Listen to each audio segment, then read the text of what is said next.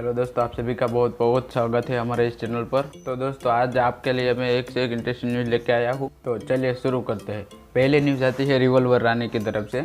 उन्होंने अपने चैनल पर एक और नई वीडियो अपलोड कर दी है, जो आप ऊपर देख सकते हैं। उस वीडियो में से छोटी सी क्लिप देख लेते हैं, जिसमें उन्होंने पहली क्लिप में बात की है टिकटॉक वर्सेस यूट्यूब के कंट्रोवर्सी के बारे में। तो चलिए उस क्लिप को देखते हैं। YouTube versus TikTok. मैं बहुत ही ज़्यादा डायरेक्टली इन्वॉल्व थी इस पूरी कंट्रोवर्सी में, और मैं इस बारे में बात भी करना चाहती थी। बहुत बहुत बहुत मिक्स्ड इमोशंस है मेरे इस कंट्रोवर्सी को लेके। मेरे साथ जो भी हुआ है 50-50 हुआ है। अगर मेरे साथ कुछ बुरा हुआ है तो मेरे साथ बहुत सारी चीज़ें अच्छी हुई हैं। जिस चीज़ के लिए मैं जानी जाती थी, कहीं ना कहीं मेरी उसी चीज़ का मजाक बनने लग गया। मैंने अपने दोस्तों को रीच आउट करने की कोशिश की तो उन्होंने भी मुझे ट्रोल कर दिया। फाइनली मुझे अच्छे और सच्चे लोगों में फ़र्क पता लगा, और जो मेरा यूट्यूब पे वापस आने का डिसीजन था वो वक्त से पहले इम्प्लीमेंट हो गया। और मैं यूट्यूब छोड़ के कभी कहीं गई नहीं थी। मैं अपने दोस्तों के चैनल पे लगातार उनके साथ वीडियोस बना रही थी। मेरा खुद का चैनल ऑफ करने का कुछ पर्सनल रीज़न था जो शायद मैं अभी शेयर नहीं कर पाऊँगी, और अब मैं वापस आ गई हूँ। I hope you will welcome me. Thank you. और उस कंट्रोवर्सी के वक्त जो भी दोस्त उन्हें छोड़ के चले गए थे, उसके बारे में भी उन्होंने कुछ बात की। How much did it hurt to see the friends who left you in the worst times? Music. How did you move on?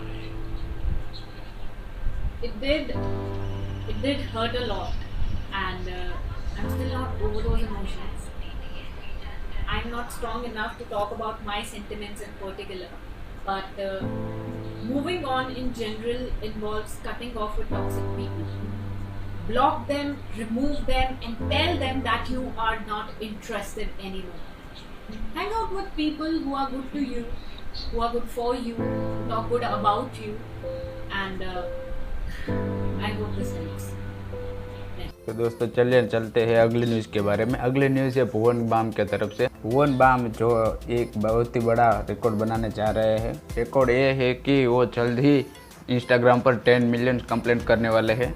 जी हाँ दोस्तों, और वो बन जाएंगे इंडिया के फर्स्ट इंडियन यूट्यूबर जिनके 10 मिलियन फॉलोअर्स कंप्लीट हुए हो। भुवन बाम पहले ऐसे यूट्यूबर थे जिन्होंने यूट्यूब पर 10 मिलियन सब्सक्राइबर कंप्लीट किए थे, और अब वो बन जाएंगे first Indian YouTuber and 10 million complete follower in Instagram. तो एडवांस में ही बोल देते हैं कॉन्ग्रेचुलेसन भुवन बाम। अब दोस्तों चलते हैं अगले न्यूज़ के बारे में। अगले न्यूज़ है आशीष चंचलानी और कैरी मिनाटी की ओर से। तो दोस्तों, हाल ही में आशीष चंचलानी ने अपने इंस्टाग्राम पर एक पोस्ट अपलोड किया, जिसे आप स्क्रीन पर देख रहे हो। उसी पोस्ट के नीचे कैरी मिनाटी ने कमेंट किया और लिखा, बैकग्राउंड म्यूजिक वड़ा वाव वाव वाव वड़ा वाव वाव। आप सभी को पता ही है किस फिल्म का म्यूजिक है, कबीर सिंह। उसी के नीचे आशीष चंचलानी ने रिप्लाई करते हुए कहा, wrong, my new background music would be यलगार हो। तो यहाँ आशीष चंचलानी ने कैरी मिनाटी का नया सॉन्ग यलगार उसकी तारीफ की। तो दोस्तों चलते हैं अगले न्यूज़ के बारे में। अगली न्यूज़ आती है मोक्सा की तरफ से, जिनके टिकटॉक पर 1.6 मिलियन फॉलोअर है। तो उन्होंने बाइकॉट चाइना को लेकर एक वीडियो अपलोड किया है। तो चलिए उस वीडियो को देखते हैं। और कैसे हो? कर दिया टिकटॉक अनइंस्टॉल? तोड़ दिया होगा अपना टीवी? दिखा दी देशभक्ति? अब कुछ फैक्ट्स पे बात कर लें। ये जो उछल उछल के boycott Chinese app, boycott China का राग अलाप रहे हो, क्या कभी सोचा है कि इससे घाटा किसको होगा, चाइना को या इंडिया को? तुमने एज्यूम तो कर लिया कि हम चाइना को बाइकआउट करके उनको मजा चखा देंगे, लेकिन ये सोचा है कि अगर चाइना ने हमें बाइकआउट कर दिया तो क्या होगा? क्या हमारी इकोनॉमी इतने बड़े चेंज के लिए तैयार है? चलो मैं समझाने की कोशिश करता हूँ। उरी में जब हमारे 16 जवान शहीद हुए थे तो हमने सर्जिकल स्ट्राइक किया था। जब पुलवामा में 40 जवान शहीद हुए तो हमने बालाकोट में एयर स्ट्राइक किया। और आज जब चीन की फौज भारत की जमीन पे कब्जा करके बैठी है तो हम टिकटॉक अनइंस्टॉल करके अपना सीना ठोक रहे हैं कि हम देशभक्त हैं। हम इतने कमजोर कब से हो गए कि हमने ईंट का जवाब पत्थर से देना छोड़ दिया? पता है प्रॉब्लम क्या है? प्रॉब्लम यह है कि हमारे घर में आग लगी हुई है और हम उस पर पानी डालने के बजाय या फिर किसी फायर फाइटर को बुलाने के बजाय उसको फूंक फूंक कर आग बुझाने की कोशिश कर रहे हैं। तो सबसे पहले ना अपने ये दोगलेपन का मुखौटा उतार कर फेंको और बेवकूफी को देशभक्ति का नाम देना बंद करो। और सच्चे देशभक्तों तो सरकार से मांग करो कि हमारे जवानों की शहादत को ऐसे वेस्ट ना होने दिया जाए, कोई बड़ा और कड़े से कड़ा कदम उठाया जाए। क्योंकि 2 दिन पहले Redmi Note 9 Pro Max की ऑनलाइन सेल थी, जो कि चाइनीज कंपनी है। तो तुम्हारी ये झूठी देशभक्ति ना मात्र 90 सेकेंड्स में 1 लाख फोन्स के साथ बिक गई थी। करेंटली चाइना की जीडीपी इंडिया से 5 गुना ज्यादा है और हम अगर पूरी तरह से बैन भी लगा दें इन सब चीज़ों पे तो चाइना की इकॉनमी को ज़रा सी खरोच आएगी। और ऐप्स अनइंस्टॉल करने से तो वो भी नहीं होगा, और क्या क्या अनइंस्टॉल करोगे? Most of the useful apps तो या तो चाइनीज़ है या तो चाइनीज़ इन्वेस्टमेंट वाली है, और इंडिया के वर्चुअल इकोनॉमी में इन ऐप्स का बहुत बड़ा योगदान। तो दोस्तों अब चलते हैं अगली और लास्ट न्यूज़ के बारे में, जो कि है शक्तिमान की तरफ से, यानी कि मुकेश खन्ना। और यहाँ मुकेश खन्ना जी ने एक वो वीडियो अपलोड किया है जिसमें बॉलीवुड को एक्सपोज किया है, जो ये सब बॉलीवुड में माफियागिरी चलती है उसके बारे में कहा है। तो चलिए उस वीडियो को देखते हैं। सुशांत सिंह राजपूत की खुदकुशी ने हमारे फिल्म इंडस्ट्री, हमारे बॉलीवुड की पोल खोल कर रख दी है। ऐसे लगने लगा है जैसे लोगों को भी दिमाग में ये एक डर बैठ रहा है, और ये हमारा सोशल मीडिया, आपको मालूम है कुछ भी होता है तो सोशल मीडिया में तो उसको पहुंचा देते हैं देश के कोने कोने तक, और वहां सब ये बातें उठ रही हैं कि क्या हमारी बॉलीवुड इंडस्ट्री, ये जो लोग अपने घरों को छोड़कर आते हैं, छोटे छोटे गांव खेड़ों से आते हैं, क्या उसके लिए, उनके लिए ये मुंबई नगरी, ये बॉलीवुड सुरक्षित जगह रह गई है या नहीं?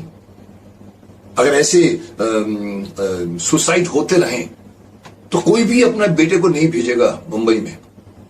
ये हुआ है आज, आज नहीं हुआ, इसके पहले भी टीवी इंडस्ट्री में काफी सुसाइड हुए। जैसे कि मैंने कहा पिछली बार की साउथ में भी एक बहुत बड़ी डांसर एक्ट्रेस ने भी सुसाइड किया था, सफल थी, लेकिन अंदर क्या होता मालूम नहीं पड़ता। लेकिन यह बात जाहिर होती है कि कहीं ना कहीं से हमारी बॉलीवुड इंडस्ट्री में एक तरह का प्रेशर माउंट हो रहा है।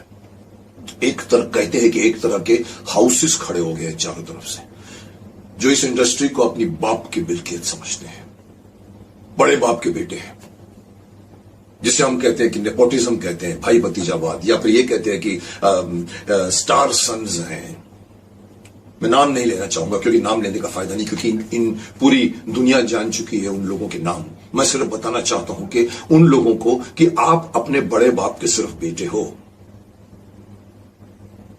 आप अपने आप को काम करके अपना खुद का नाम बढ़ाओ।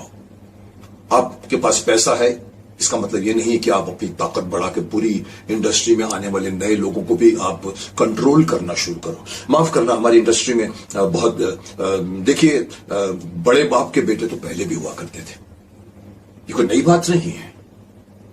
कपूर खानदान के देखो, पृथ्वीराज कपूर से शुरुआत होकर राज कपूर, शम्मी कपूर, शशि कपूर, डब्बू जी, ऋषि जी, और आज रणबीर कपूर, ये पूरा एक खानदान चला रहा है। लेकिन कभी भी आपने देखा उन्होंने कभी भी ये कोशिश करने की कोशिश की कि किसी और का करियर उन्होंने कभी इंटरफियर किया होगा? कभी नहीं किया होगा। इसके पहले भी बहुत सारे हमारे जमाने में, मेरे जमाने में, मेरे से पहले के जमाने में बड़े बड़े स्टूडियोज होते थे। Bombay talkies, Filmalaya studio, Padmalaya studio south में होता था, फिल्मिस्तान स्टूडियो होता था, जहां पर दिलीप कुमार, राज कपूर, ये सब लोग कभी कभी मैंने सुना शुरू में ट्रेन पकड़ के जाते थे, क्योंकि वो अशोक दादा, अशोक मुनि बॉम्बे टॉकीज के साथ जुड़े रहते थे। महीने के पर उनकी तनख्वाह होती थी। कभी भी उन प्रोडक्शन हाउसेस ने कभी भी ये तरह की हरकतें नहीं करने की कोशिश की थी जो आजकल ये बड़े बड़े प्रोडक्शन हाउसेस कर रहे हैं, क्योंकि उन्होंने इस इंडस्ट्री को अपने बाप की मिलके समझ रहा। ये आपके बाप की इंडस्ट्री नहीं है।